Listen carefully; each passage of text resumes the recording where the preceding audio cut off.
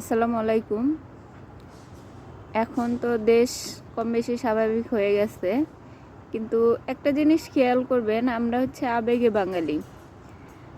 শহীদ মীর মুগ্ধের অনেক জায়গায় পানির বোতলে নাম লেখা হইতেছে, তার জন্য আমরা প্রাউড ফিল করি যে কোম্পানিগুলো এগুলো করতেছে। কিন্তু আমি একটা ভিডিও দেখলাম, সেখানে মীর মুগ্ধর ছবি দিয়ে পানির বোতলে ব্র্যান্ডিং করা হয়েছে।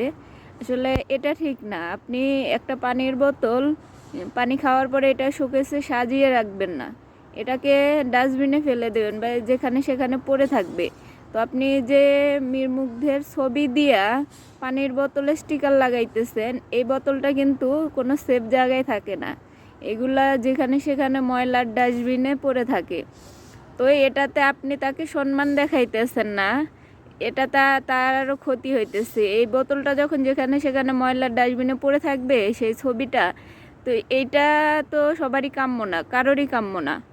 তো যারা এই ব্র্যান্ডিংটা করছেন তাদের বলবো, এই ছবিটা অতি তাড়াতাড়ি এই ছবি বন্ধ করেন। চাইলে আপনারা নাম দিয়ে করতে পারেন, কিন্তু কারো ছবি দিয়ে কোনো ব্র্যান্ডিং করবেন না।